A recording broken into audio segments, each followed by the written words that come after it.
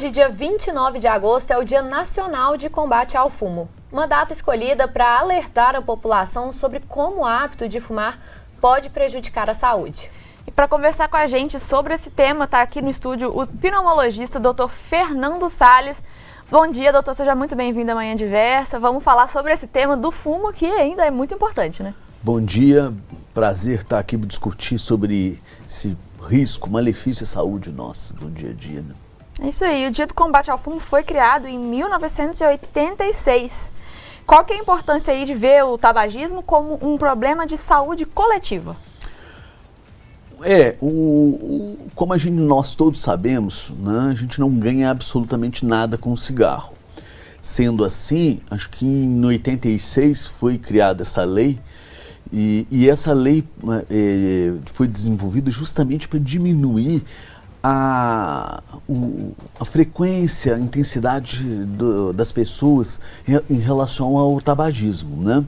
Porque ele antigamente tinha uma série de hábitos relacionados ao hábito de fumar, como propagandas, o marketing importante para poder realmente fumar, e aquilo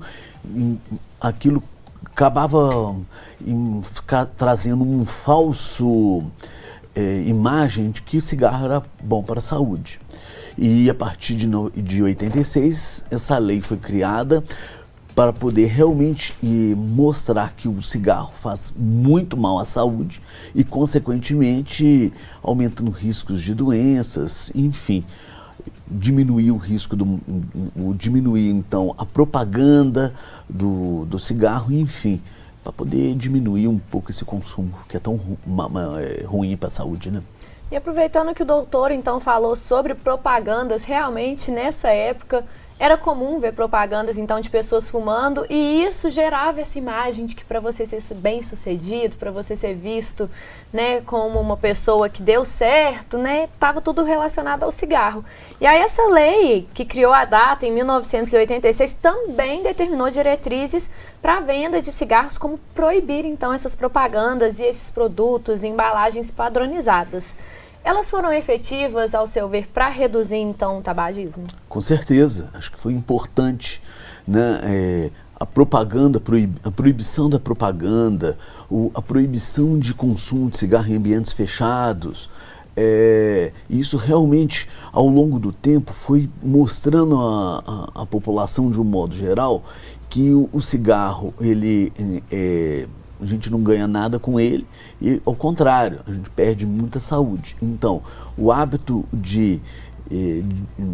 e até também na venda dos cigarros, as imagens daquilo que o cigarro causa, né, como doenças respiratórias, né, riscos cardiovasculares, câncer de pulmão, e isso foi mostrado de uma forma às vezes muito impactante para o pessoal realmente mostrar que não é conversa, né? É o risco que existe mesmo.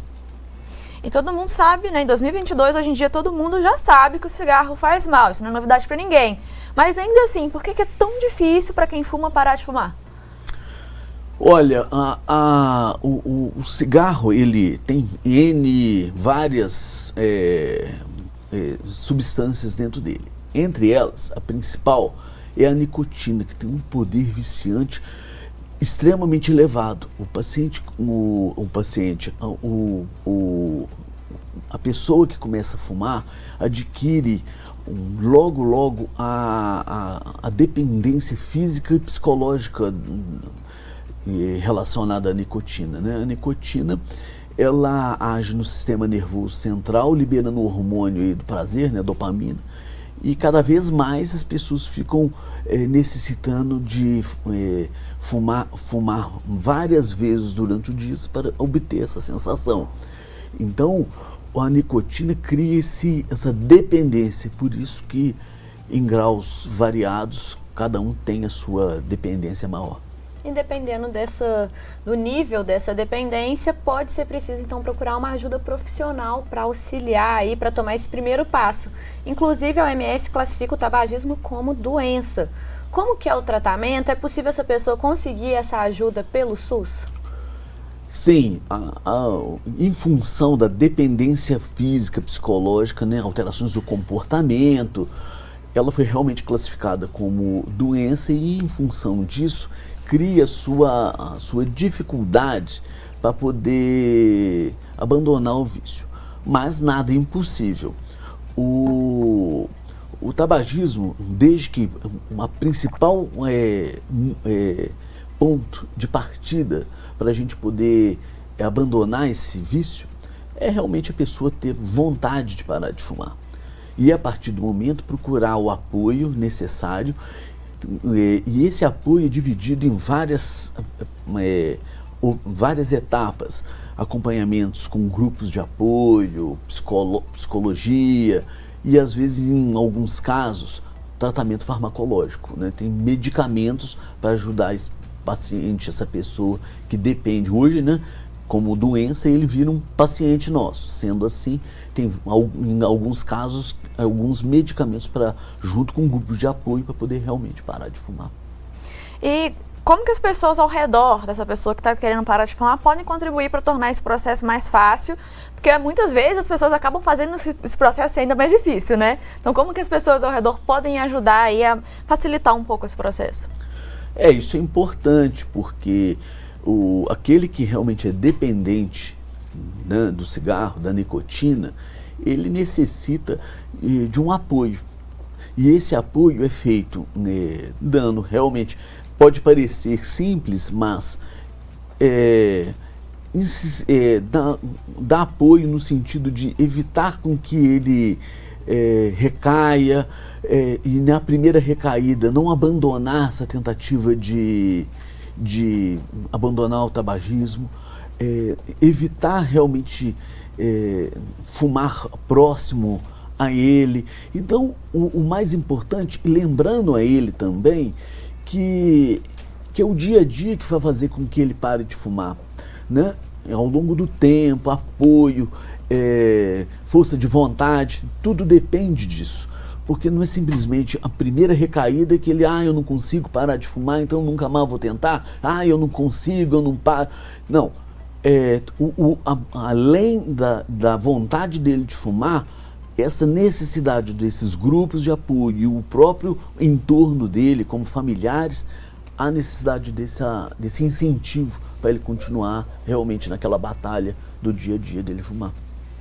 Doutor Fernando, a campanha desse ano, né, traz aí um gancho muito importante dos cigarros eletrônicos que estão na moda e precisam ser falados. A gente vai para um rápido intervalo e na volta, então, a gente vai destrinchar também um pouco mais sobre os prejuízos que existem desses cigarros eletrônicos e que os jovens aí estão aderindo com muita facilidade.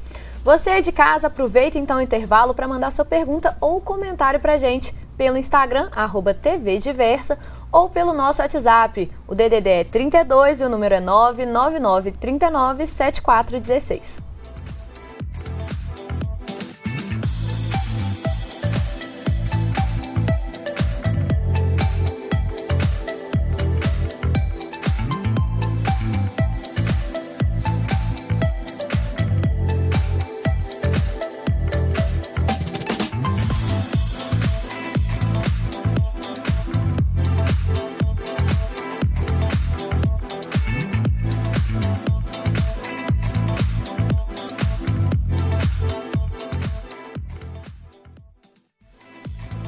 Manhã Diversa de volta para você, agora são 10 horas e 13 minutos.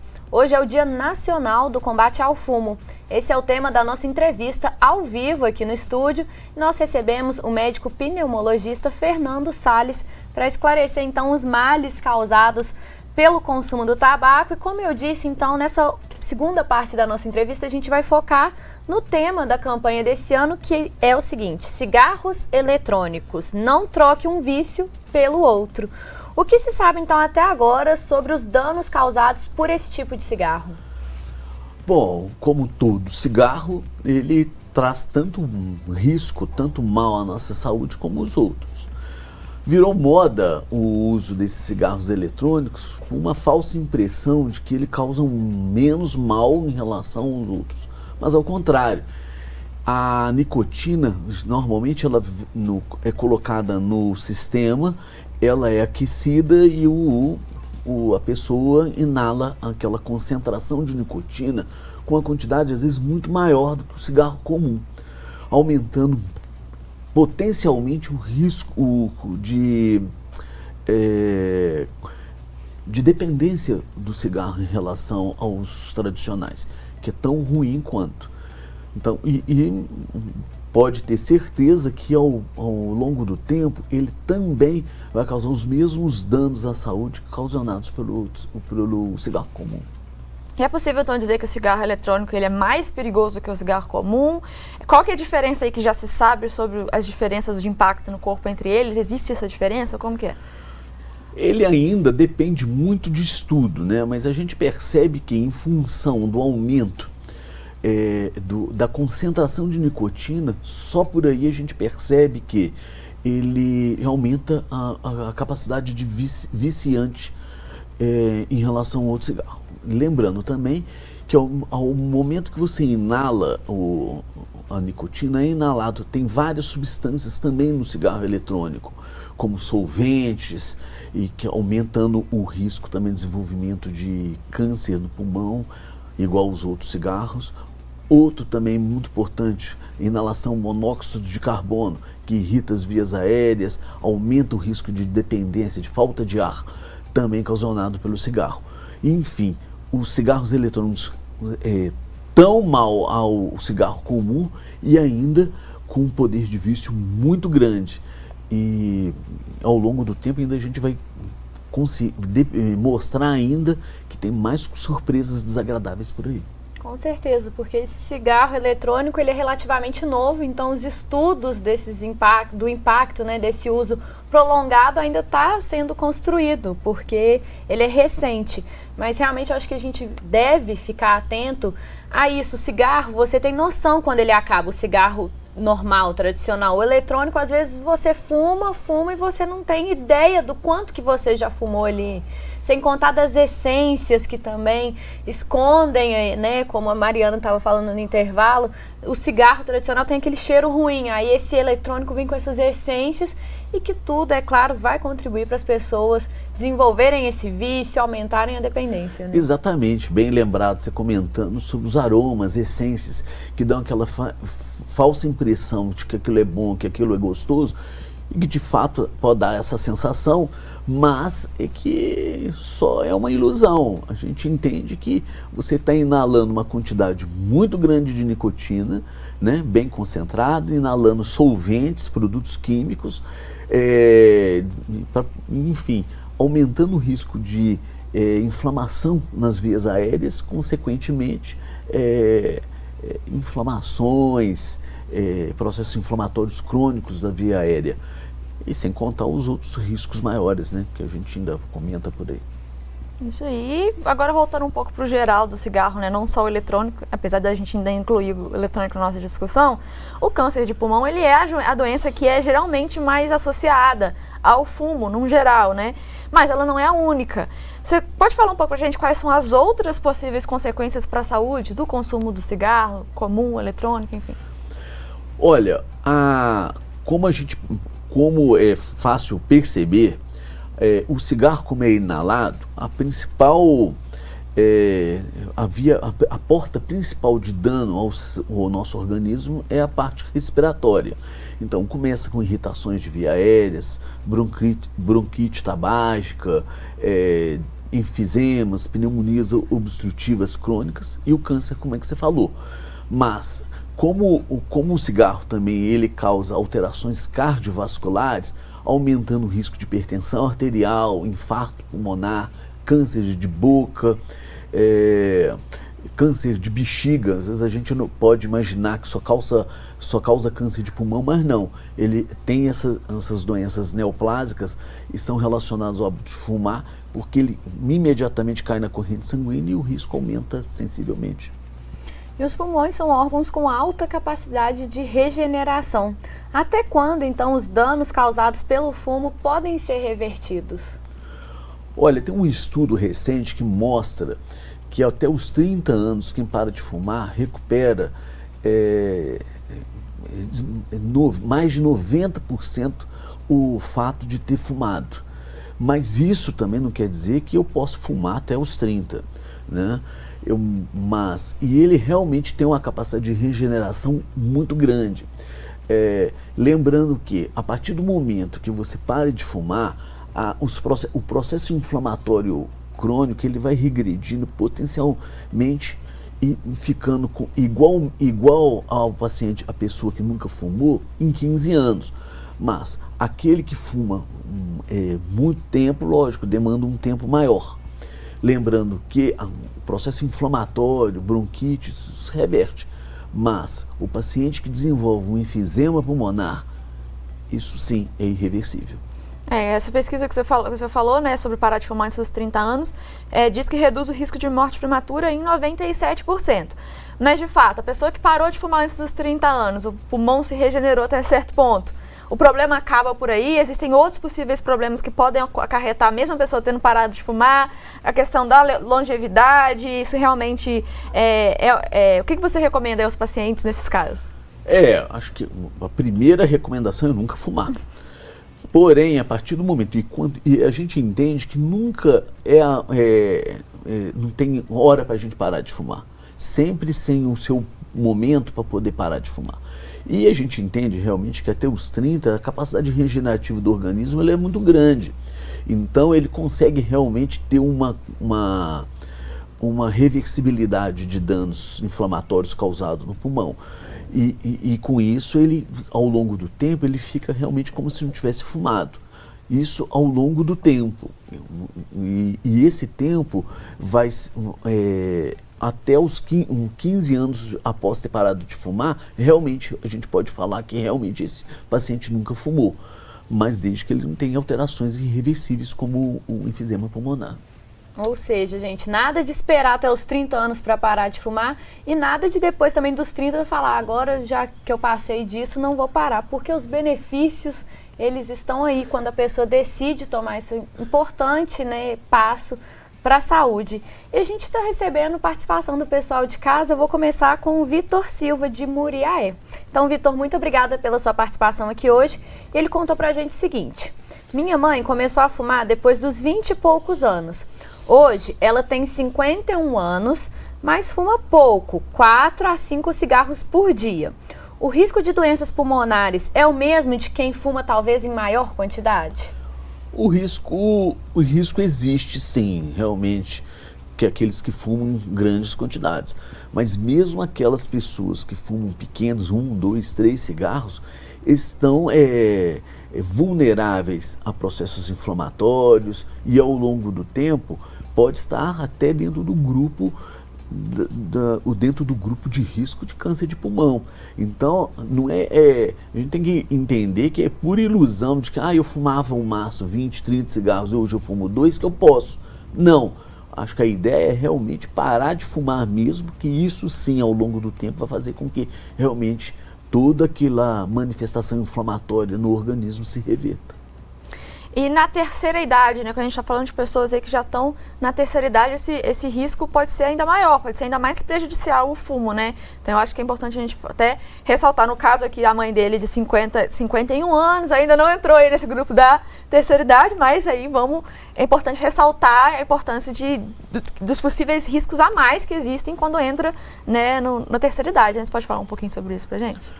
Bom, a terceira idade, a gente percebe que os pacientes que já são mais idosos já têm uma característica de saúde um pouco já mais debilitada, imunidade reduzida. Então a gente percebe que a maioria desses pacientes, né, acima dos 60 anos, né, 65 anos que começa a terceira idade, eles começam a apresentar doenças muito relacionadas ao hábito de fumar. Por exemplo, os pacientes que têm AVC, né, acidente vascular cerebral, a maioria deles são relacionados àqueles pacientes que fumam. Então, e eles têm realmente uma dificuldade muito grande para parar de fumar. Outros, como por exemplo, bronquites, dependência maior do tabagismo, então eles têm realmente essa dificuldade de abandonar o vício em função do longo tempo e das defesas também diminuídas, né?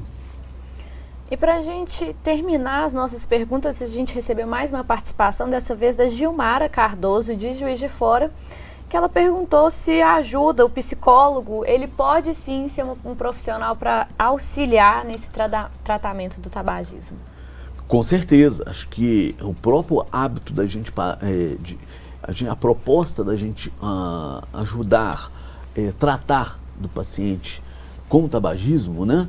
Ele faz parte de uma atuação de uma equipe multiprofissional, psicologia, nutrição, médico, e realmente esse grupo de apoio é fundamental, porque muitas das vezes o paciente fuma muito relacionado a muita ansiedade, estresse do dia a dia, descontando realmente no cigarro as insatisfações nossas do dia a dia. Então, também levando esse grupo de apoio realmente para combater esse estresse do dia a dia, acho que ajuda muito, né? E lógico, né? Psicologia, médico, medicações, é um grupo que vai realmente ajudar com que ele abandone esse vício. Isso aí. Doutor Fernando, muito obrigada por ter vindo conversar com a gente aqui hoje. Dia do combate ao fumo, então vamos aí espalhar a palavra, né? Vamos espalhar essa campanha de conscientização que é tão importante, apesar da gente já estar em 2022, todo mundo saber que faz mal o cigarro, a gente ainda tem que falar sobre esse assunto. Então muito obrigada por ter vindo conversar com a gente hoje. Sempre é um prazer poder mostrar e ainda insistir com a pessoa que o cigarro a gente não ganha nada, só perde, e enfim. E até às vezes é bom lembrar que, por exemplo, tem medicações que o pessoal às vezes alguns necessitam, que acham que pode ser muito caro, mas só de lembrar que aquele que fuma um maço por dia, um cigarro numa média de 7 a 10 reais, no final do mês está pagando 200, 300 reais. Então o medicamento não acaba sendo tão caro assim. A muleta não pode ser preço, não pode ser falta de vontade. A gente tem que entender que o cigarro realmente faz mal. É isso aí. Muito obrigada.